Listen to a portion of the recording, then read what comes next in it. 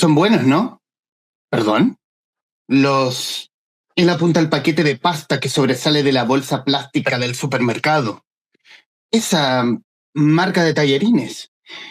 Ella lo mira con duda. Sonríe sin enseñar los dientes y confirma con la cabeza intentando ser educada. La micro se detiene y el movimiento involuntario de sus cuerpos hace que sus miradas se dispersen. Ella mira hacia adelante. Él sigue evaluando la bolsa de compras que descansa en su regazo. Salsa de tomate, una botella de tinto, los tallarines. ¿La cena? Ella suspira antes de responderle, y él entiende que el suspiro es la parte más importante de la respuesta. Sí, asiente. Piensa que no dirá nada más a la mujer. Entiende que ésta no está para hablar con desconocidos, o por lo menos no con un hombre como él, con ojeras tristes y aliento a café. Ojalá ella tenga que bajarse primero. Qué vergüenza. Ojalá lo haga rápido. Perdón, es la primera noche que cocino solo para mí. No quería ser grosera.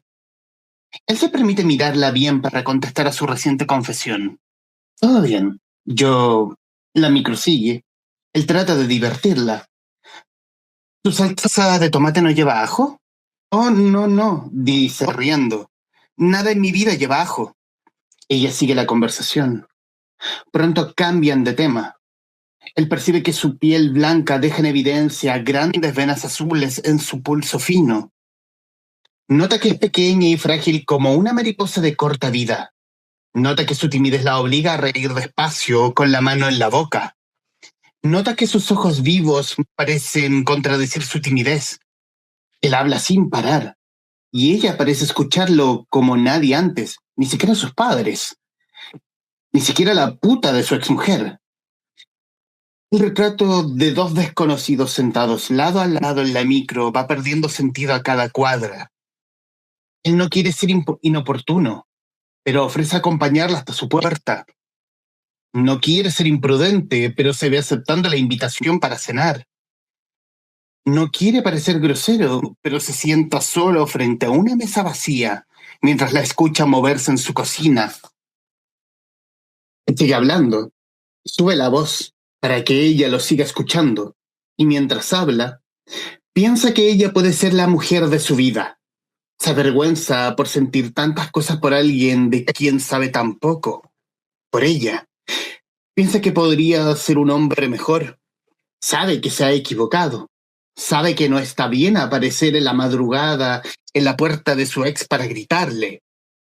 Bien, y pensando en eso, él no la escucha acercarse. Solo nota su presencia cuando, con delicadeza, ella coloca el plato de tallarines frente a él. La frase hecha para halagar a la cocinera se detiene en su boca cuando ve que los tallarines no llevan salsa.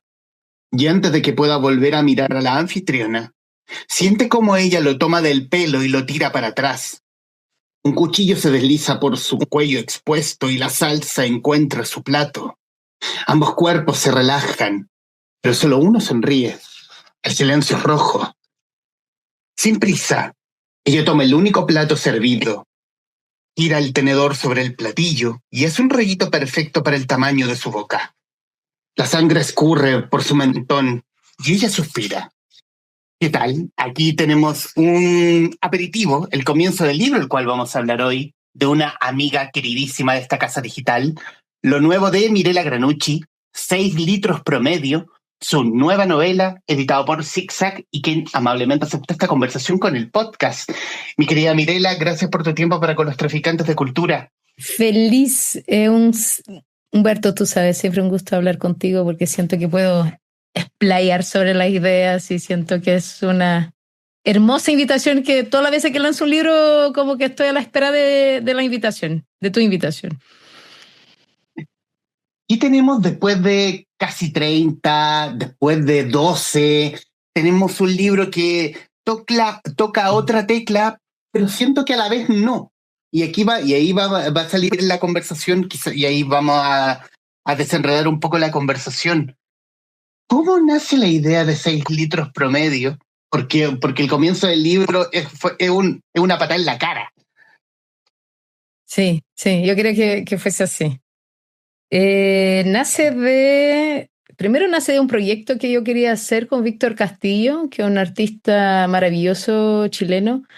Y entonces propongo a Víctor que hiciera como que yo pudiera escribir cuentos de terror y fantasía y él pudiera ilustrarlos, porque es muy del estilo de Víctor.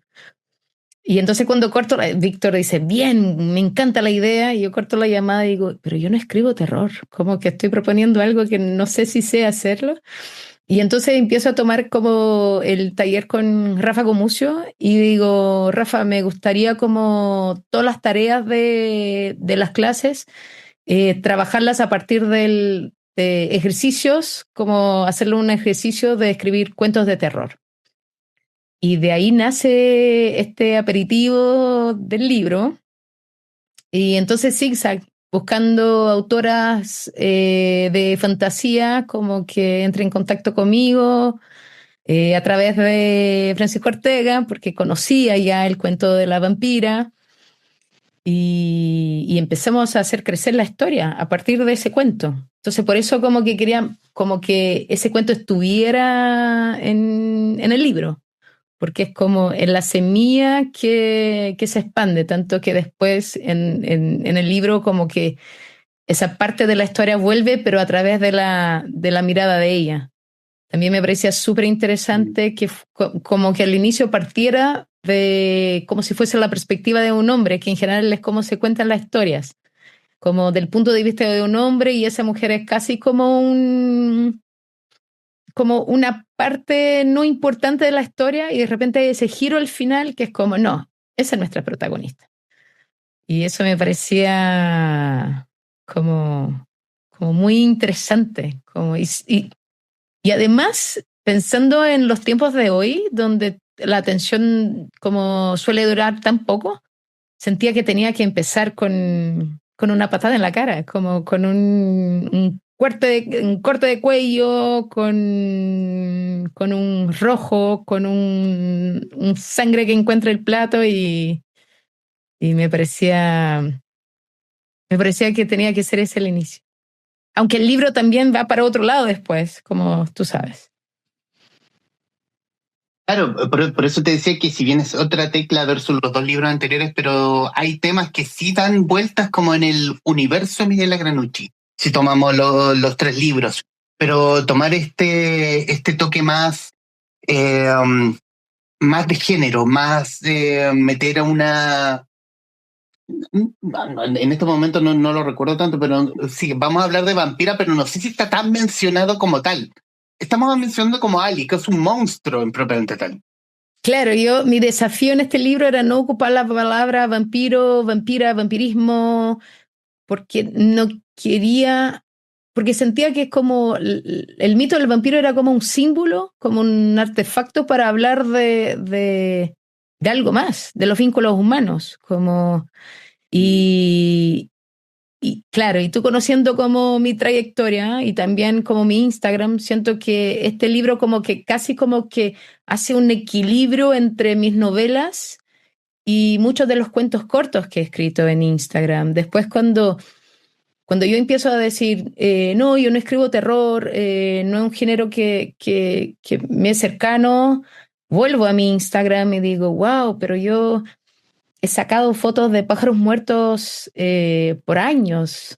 Tenía mi serie en Instagram de los espíritus del baño, que es como no sé si te acuerdas, como son los espejos siempre que están como, ¿cómo se llama eso? Blurry, así como empapado como, ¿cómo se llama? Bañados, Claro, el vapor empañado. de agua. Claro, entonces como siempre yo me ponía frente a mi espejo y decía, ¿qué palabra me viene? Y venía una palabra y yo la escribía, como casi como esa cosa muy de película de terror, que es como que el espíritu, como ese ser invisible, empieza a escribir un mensaje.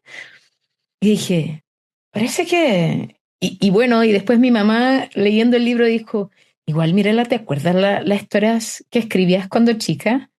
Como de muerte, de sangre, de guerra. Y yo así como, es verdad. Entonces, siento que tal vez hice la vuelta larga para una idea muy mía del inicio, como de la extrañeza, siempre como que me pareció muy atractivo lo raro,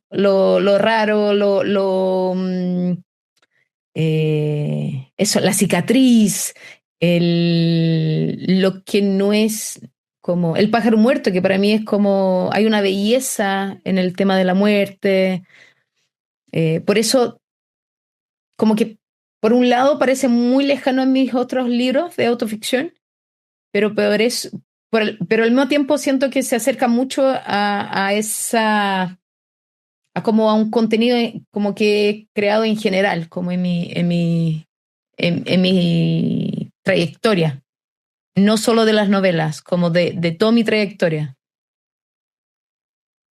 No sé qué piensas tú. Es quizás también como quiero hacer algo distinto a lo ya hecho y quiero darme ese gusto y quiero ver quién me compra esta idea loca, comillas, esta idea loca de una mujer, vampirismo, hombres malos, mucha sangre, todo gore, todo muy y también con la crítica y que también con la crítica social que trae también el género, porque yo siento también que este tipo de libros, el género, en la crítica social aguanta mucho más, se ve mucho más, destaca mucho más. Sí, como que siento que es casi como existe un permiso en el género para ser más brutalmente honesta, sin tener que pedir perdón, porque es fantasía. Y creo que ahí está el deseo. Y sí, es como igual, claro, yo doy toda esa vuelta y digo, igual siempre hubo esa semilla en mí, pero no estaba clara cuando parto escribiendo ese libro. Fue un gran desafío, fue creo que el más grande desafío de mi vida como escritora, como guionista, como columnista, porque estaba lejos de mi zona de confort, absolutamente. Entonces fueron como el proceso como Matea, de leer mucho sobre el género y después como dejar eso de un lado y decir ya, como, ¿quién es mi vampira? ¿O quién es mi monstruo? Además pongo un desafío extra que es, no quiero ocupar la palabra vampiro porque no quiero usarlo como un símbolo.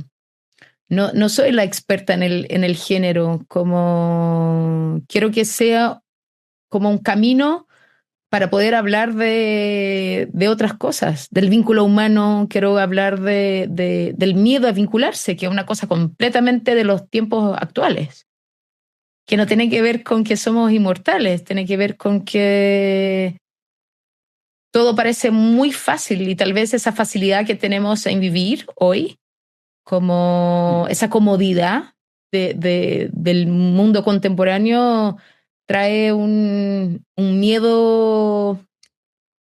Mira, no es miedo, es una cobardía. Creo que hoy es más complejo ser valiente, porque es todo muy confortable, ¿cachai? Es todo muy cómodo. Yo decía eso el otro día, es como, no sé, hoy un niño a veces como pierde su pececito y en el acuario y los papás ven que el pez como está muerto, sacan el pez, ponen otro y listo. No hay que lidiar con la muerte. Y la muerte es proceso de la vida, es como cuánto de ahorrarnos el dolor nos está haciendo más cobardes. También lo siento, si lo ligamos como a las redes sociales, como fuera de la mirada de la cara bonita que siempre tenemos que tener en redes sociales por en virtud de los likes y todo eso, pero también el miedo a mostrar nuestra otra cara. Ahí quiero meter al monstruo. Mm. Algo que dijiste en la presentación es como el monstruo no está afuera, pero es como vive en uno, vive en ella, en Ali, por ejemplo. Y en el fondo es, ¿qué tanto miedo cada uno le tenemos a nuestro propio monstruo que no somos capaces de mirarlo a la cara? Sí, Humberto, agarra el libro, dale vuelta y lee esa pregunta que hay. Que está en el medio ¿Es del... posible, sí, ¿es Esa. posible amar sin dejar de ser un monstruo?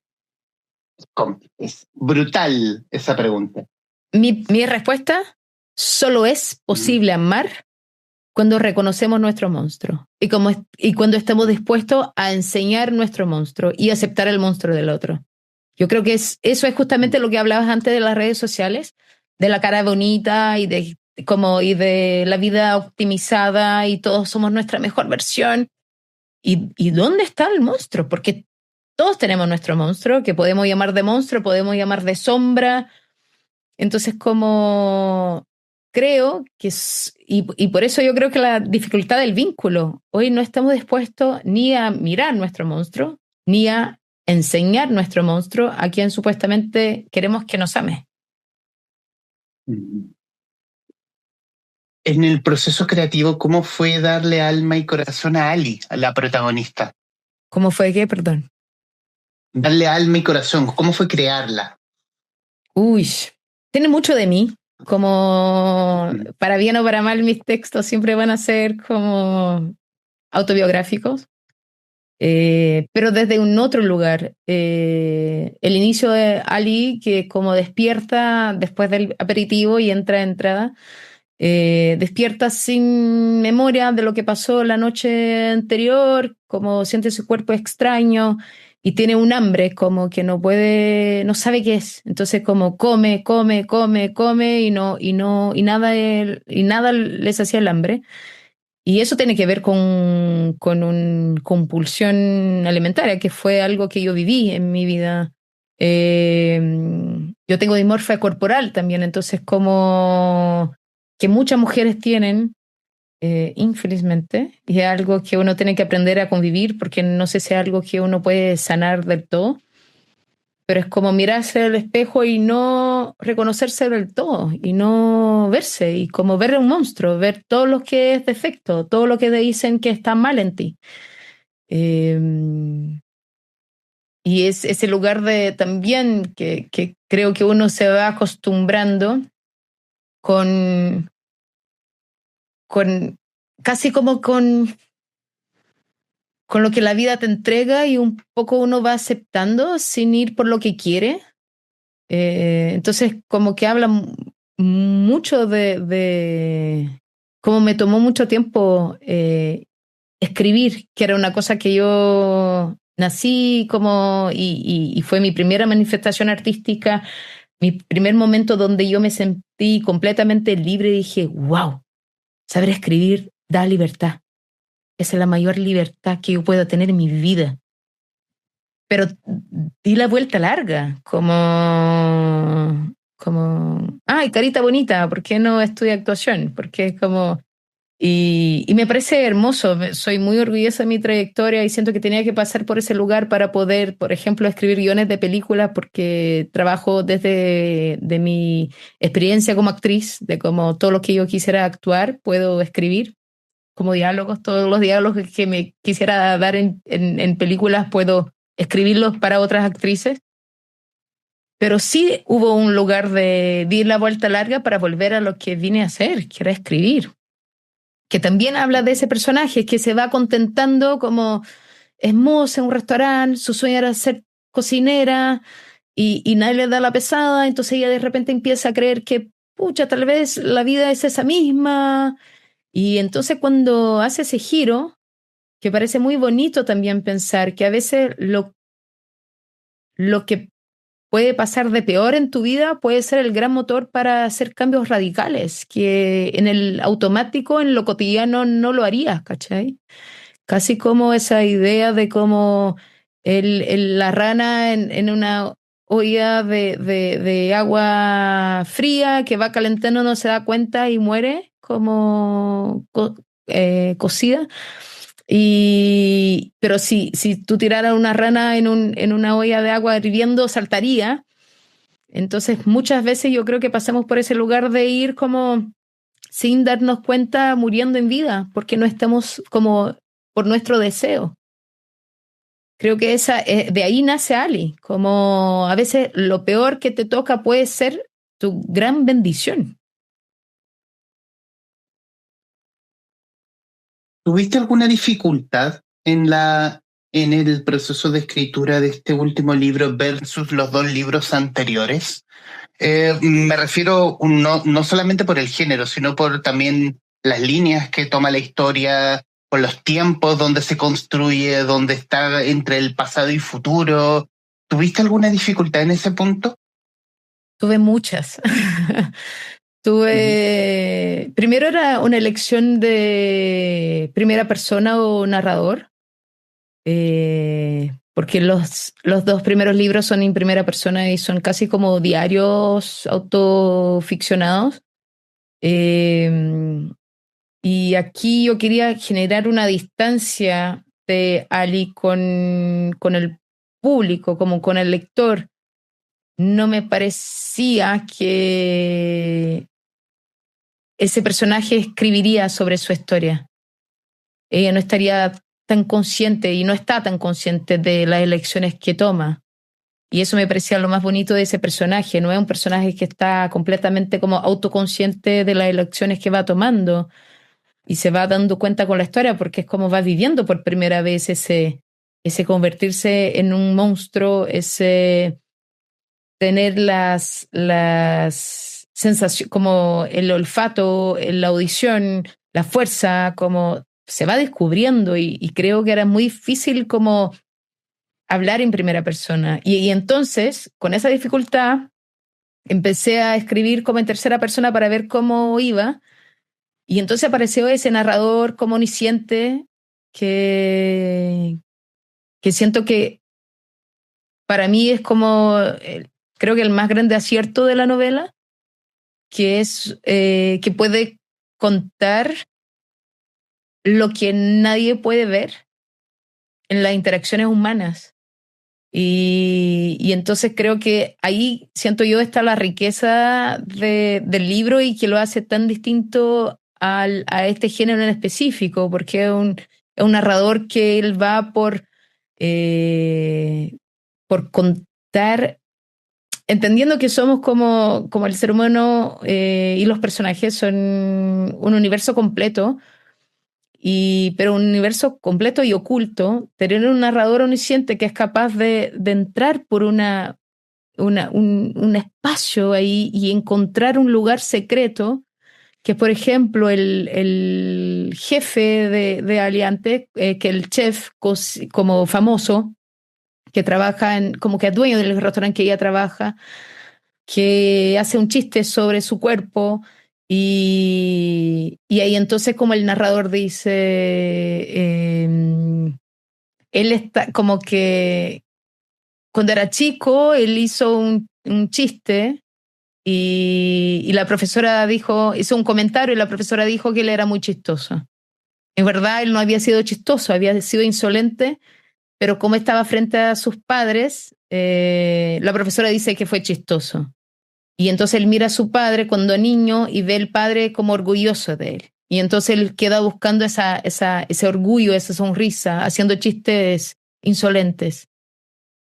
Y entonces aunque su padre haya muerto y entonces, y la profesora, bueno, y sus funcionarios no son sus padres, sino la profesora que no quería que la echaran y por eso dice que es chistoso y no insolente. Y es un personaje que va a aparecer un segundo, pero ahí hay algo que se eleva y aparece. Fue un desafío también porque era como imaginar la eternidad. eh, que yo hablé en el lanzamiento, que no hablé del libro y hablé del tiempo de mi lanzamiento, porque quería hablar de que cuando yo pensé en la eternidad, pensé en la oposición a la eternidad, que era, ¿qué pasa cuando uno sabe que va a morir? Como tiene una enfermedad o algo así y el doctor te dice, tiene un mes de vida. Entonces todas las cosas que parecían importantes o del cotidiano pierden sentido y entonces uno quiere abrazar a la gente que ama, quiere ser frontal y directo, no le importa, con la gente que no ama, toma decisiones más honestas en relación a su propia vida. Y creo que eso es como trabajé para pensar la eternidad de ella. Ella camina por la calle despacio, como nadie más hace, porque tiene tiempo para hacerlo, porque da lo mismo si llegas temprano o tarde. Ningún problema dura toda la eternidad. Y tal vez ningún problema duraría un mes.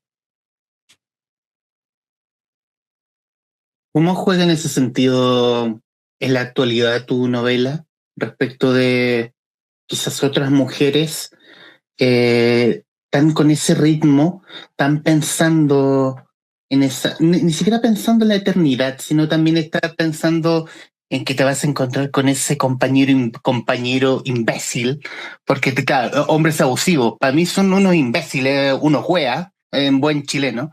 Sí. Cómo juega también en ese sentido la realidad actual?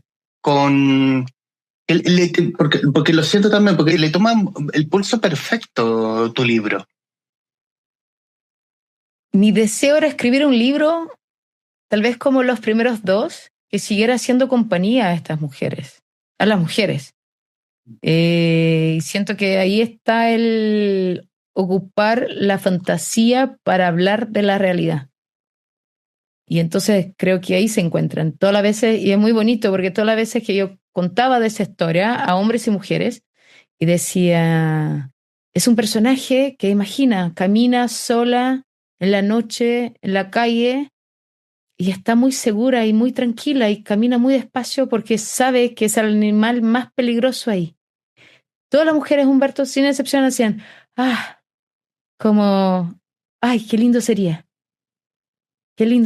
Como, y creo que es eso, es como me gustaría que fuera un libro.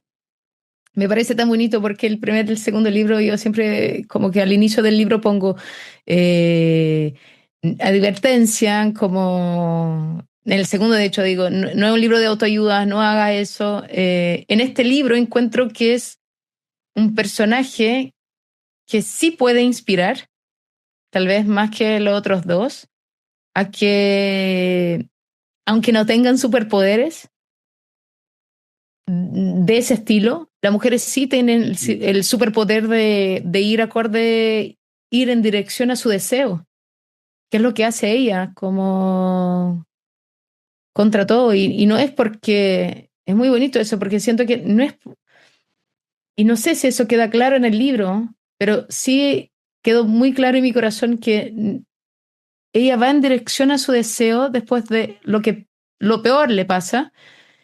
Eh, no porque como haberse convertido en ese monstruo la hace como distinta, sino porque yo siento que cuando toma conciencia de que va a vivir para siempre, elige que ese siempre sea su deseo, sea la concretización de su deseo, que es dedicarse a cocinar y no esperar que, por ejemplo, antes que un hombre la iba a llamar para enseñarle, como ella dice, tengo tiempo, no duermo en las noches, entonces empieza en su cocina que va armando y construyendo, y por eso como hay un salto de tiempo de 50 años, como todas las madrugadas, mientras la gente duerme, ella va aprendiendo a cocinar y aprende sola y tiene tiempo.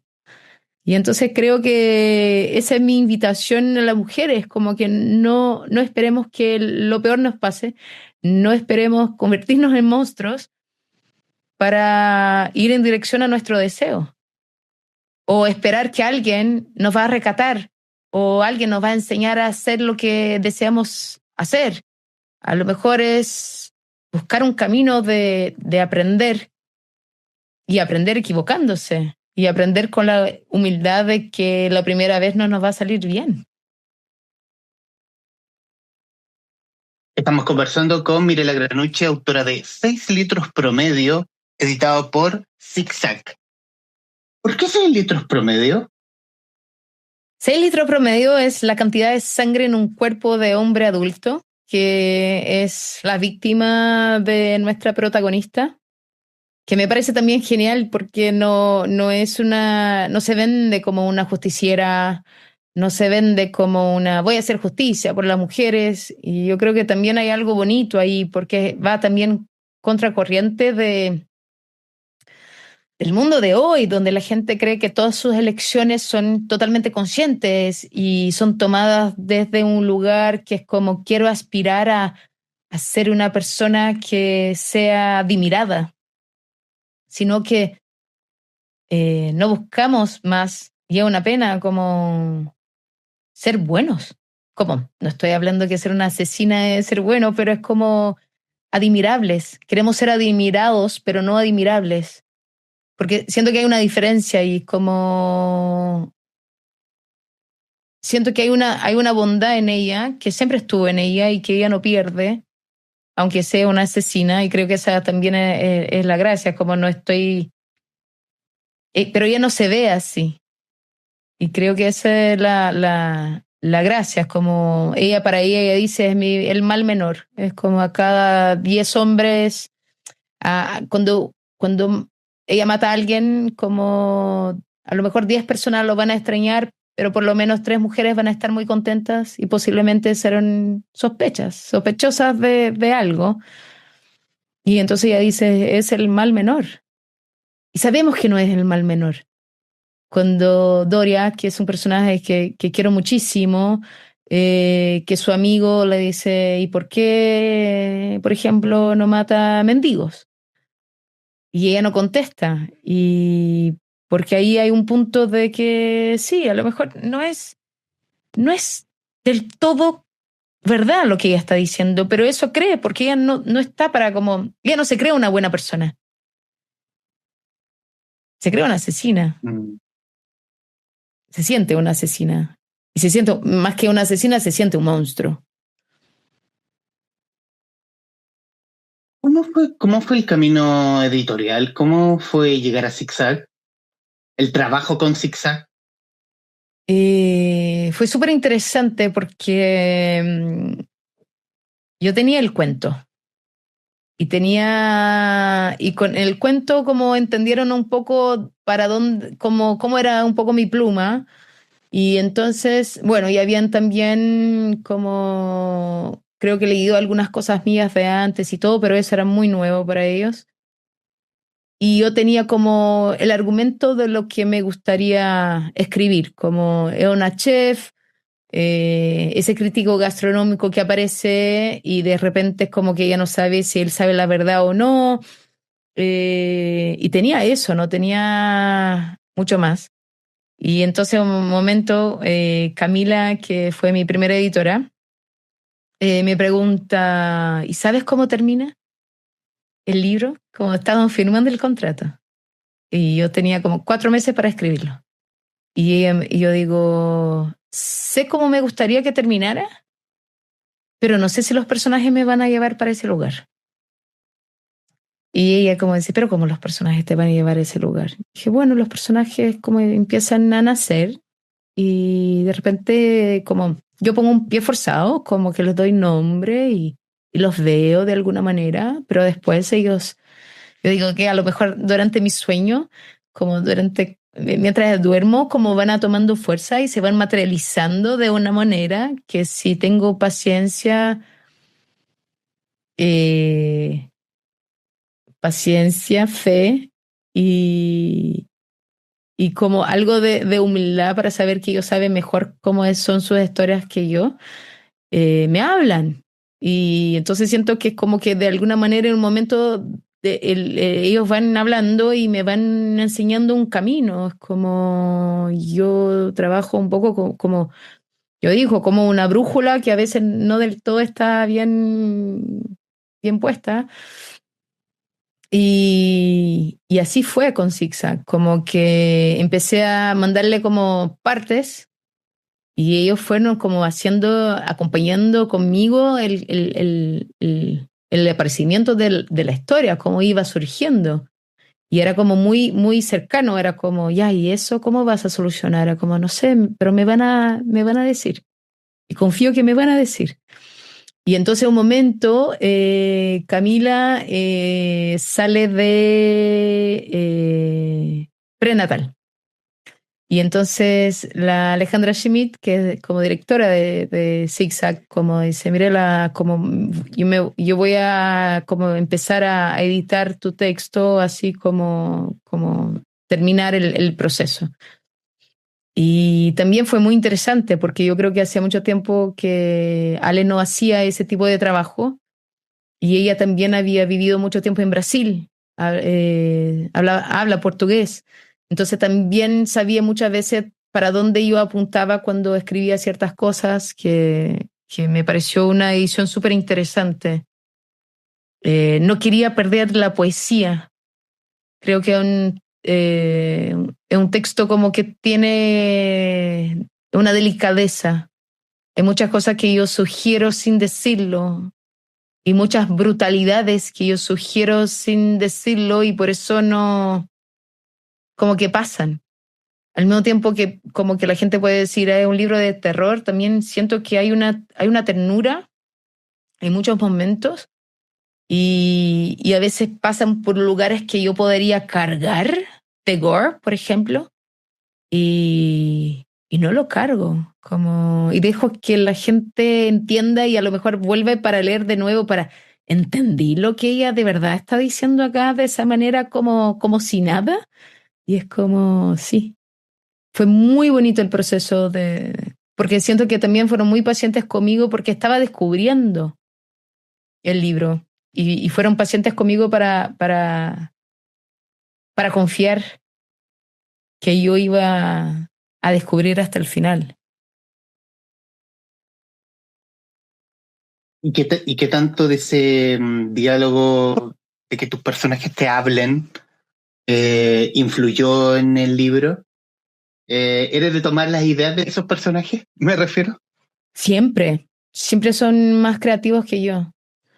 Y por eso me emociono, es como cuando la gente me dice, como, yo iré en esta parte, yo decía, yo también, porque, porque es nuevo para mí, como no es de un lugar racional. Por eso como me gusta escribir cuando escribo, entrando ya en el proceso de la escritura, me gusta escribir como muchas horas, durante muchas horas, porque siento que el cansancio te hace ir quitando algunos filtros de juicio, ay, no sé si me gusta eso, ay, no sé, como, ay, ¿será? ¿Y qué la gente va a pensar si escribo eso? Como, y entonces fluye de un lugar que es como lo que a la gente, como, bueno, hay un libro sobre eso del flow, que es un desafío, pero es como que uno entra en un flujo y entonces aparecen personajes, por ejemplo, la nieta de Doria yo no sabía que iba a aparecer. Y de repente aparece y para mí fue como, como, sí, sí, acá está. No quiero dar spoiler, pero es como, hay un tema con Rabí, por ejemplo, que pongo un pie forzado. No sé cuánto spoiler puede dar o no, Humberto, ahí me controlas, pero A ver. de su aspecto físico. ¿Puedo hablar Ok. o no? No, está bien. Da cosita. Invitemos a la gente. Sí, por ejemplo, sí, yo creo, voy a decir porque tampoco creo que es un gran spoiler, es como, voy a decir lo que tiene. Físicamente no tiene una mano, ¿cierto? Ok. Yo también quería salir de ese lugar de como, no sé, un hombre rubio de ojos azules, como, no, es como, no.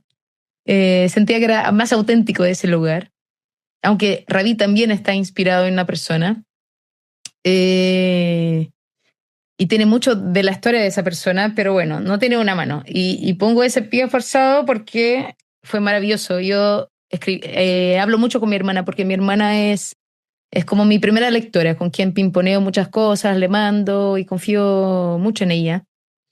Y entonces estoy hablando con mi hermana y digo, ay, es que muy perfecto. Ese personaje es muy perfecto. Necesito, hay algo ahí, como, porque una persona perfecta no necesita vincularse con nadie, porque es perfecto. Como si uno fuera completo, ¿cuál es la necesidad de vincularse?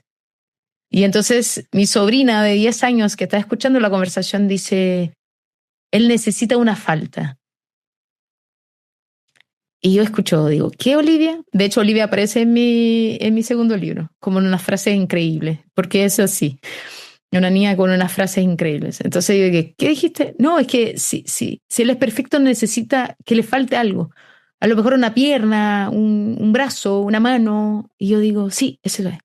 Si yo no logro que le falte algo emocionalmente, por lo menos como de inicio, de cara, porque ahí sabemos que sí, a todos nos faltan cosas, voy a poner ese pie forzado de la mano, le falta una mano.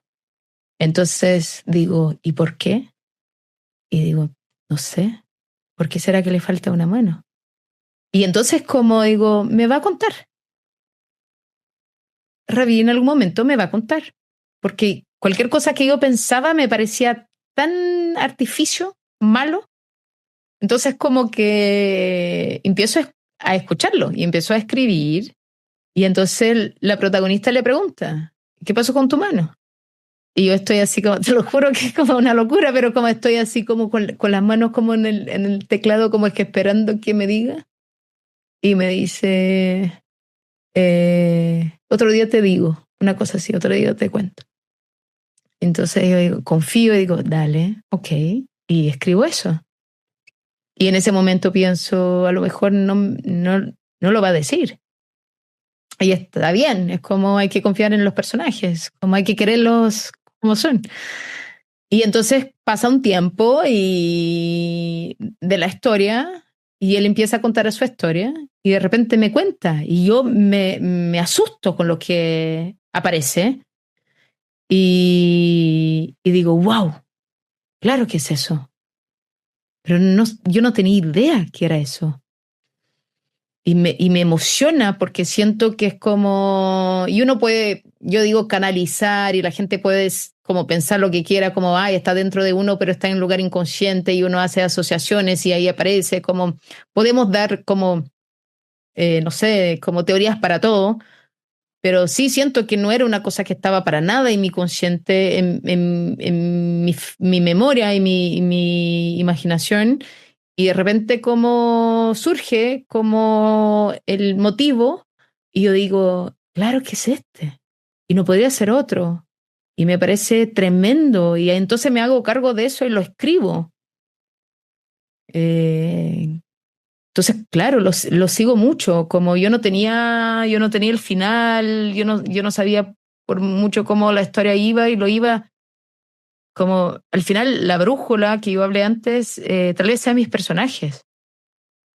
Ellos me van diciendo, como hay gente que dice la historia es lo más importante, y entiende ese lugar, porque sí, la historia es lo más importante, pero la historia lo hacen los personajes y ellos te van enseñando ellos caminan, ellos marcan el camino y yo los voy siguiendo y después digo, ay, es el camino, como, qué bonito camino. A veces, en general, me hace sentido lo que me dicen.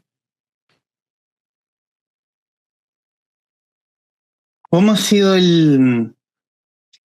perdón, qué momentos de gratificación te ha dado la realización de este libro? Mm.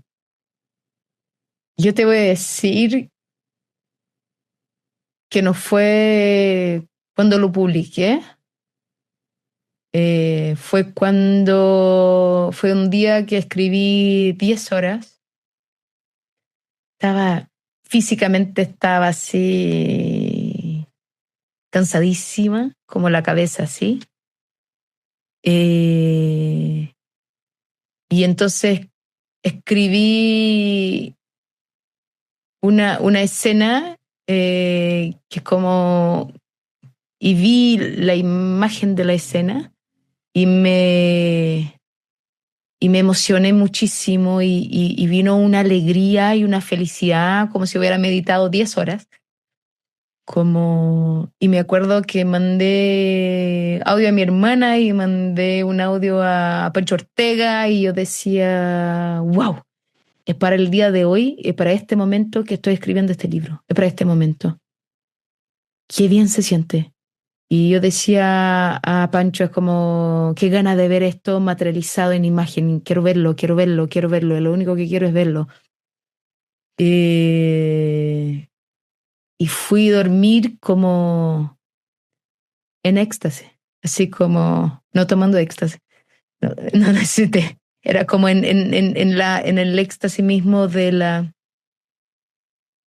de la emoción, como siento que, bueno, y después de eso el lanzamiento de mi libro me pareció un ambiente, y estuviste ahí, y te agradezco muchísimo, de tanto amor como me sentía tan, me sentía tan Ali en ese sentido de que está todo bien.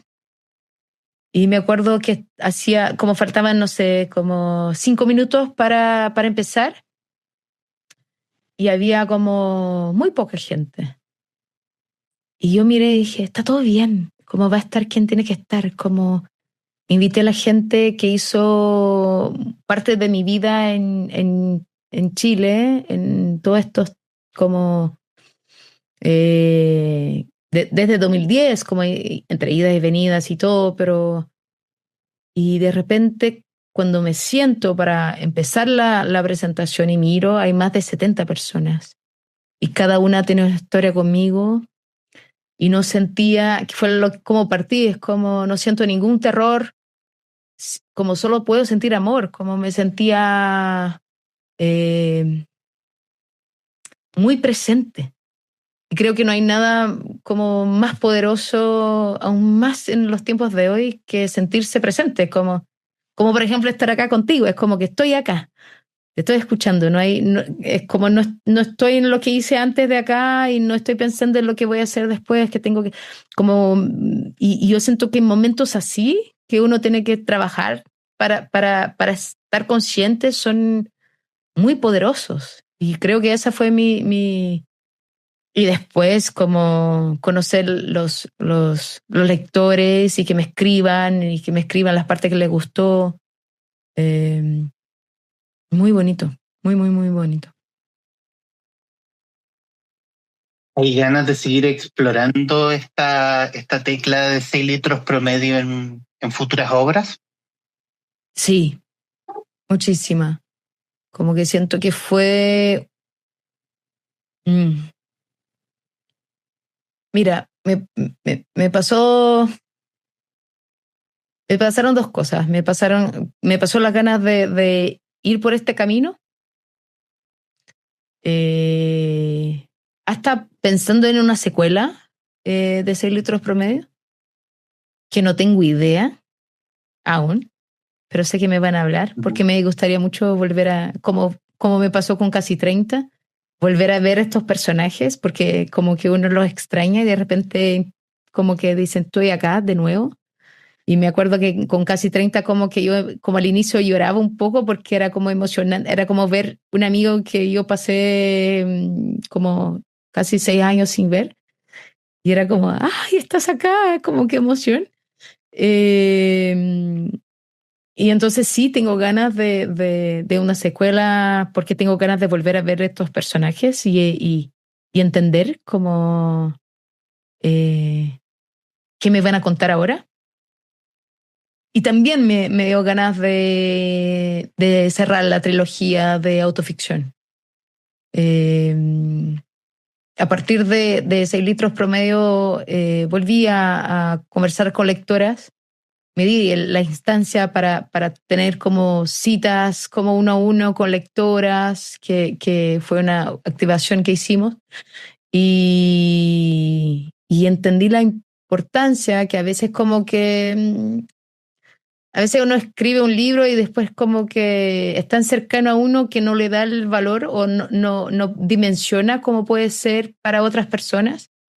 Y entonces como volver, como a escuchar como lectoras diciendo, ese libro fue muy importante para mí, y yo empecé a escribir y me dio ganas de cerrar esa trilogía o seguir escribiendo autoficción, pero muy como haciendo como por los dos carriles. No me gustaría decir, no, quiero volver a la autoficción y no quiero pensar más en eso, fue un trabajo aislado, pero tampoco pienso que ahora soy una escritora de género, como, de hecho, me cargaría tener que tomar una decisión así para decir al mundo quién soy ahora. Es como, eso me haría sentir como prisionera de mis palabras. Y quiero sentir que mis palabras me dan libertad.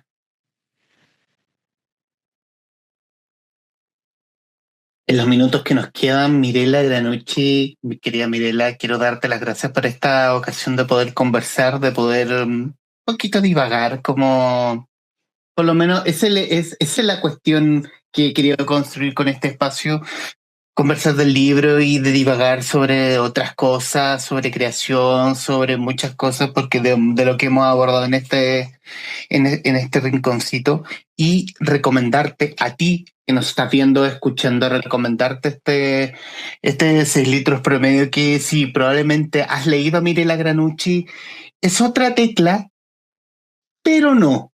Tiene el espíritu de de los libros anteriores. eh, Quizá la diferencia es la sangre, pero la sangre puede ser un objeto más. Tiene profundidad, Es quizás probablemente tu mejor libro, pero probablemente tu mejor libro sea el siguiente, y así vamos. Así uno va, Sí, y así es como el desafío como lector de poder descubrir varias capas de la autora, y por lo mismo recomendarte estos 6 litros promedio disponible por Zigzag en tu librería favorita, tanto en formato físico y digital. Y mi querida Mirela, estos minutos finales son tuyos para que digas lo que gustes. creo que mi libro es un gran libro de regalo de Navidad. Creo que es muy transversal. Y sí, siento que es mi mejor libro, de todas maneras. De hecho, fue lo que Pancho Ortega me dijo también. Pero como antes, yo ya lo sabía, pero es como que fue bonito escucharlo, que también me ha acompañado toda la trayectoria y escucharlo de ti también me da mucho gusto. Y siento que es un libro para todas las edades y para toda la gente. Como no me gustaría que quede marcado como un libro de terror, porque siento que hay amor, hay ternura, hay brutalidad, y al final es como hay humanidad. Por eso creo que alcanzó y sigue alcanzando un espectro tan amplio de lectores, como recibo mensajes de gente joven, gente mayor, hombres, mujeres, es como más tradicionales, como más liberales, no sé, porque siento que tiene algo que convoca que es nuestra humanidad, que al final, aunque estamos en un momento de sentirnos tan divididos, seguimos siendo humanos. No todos, no Ali, pero tal vez más que nosotros. Gracias Humberto. Como es siempre un gusto estar acá porque siento que es eso, como hay un espacio y hay un tiempo y valoro eso, hay tiempo para poder como conversar contigo, que siento es como una conversa que podemos como estirar un poquito el tiempo y hacerlo que se sienta más real.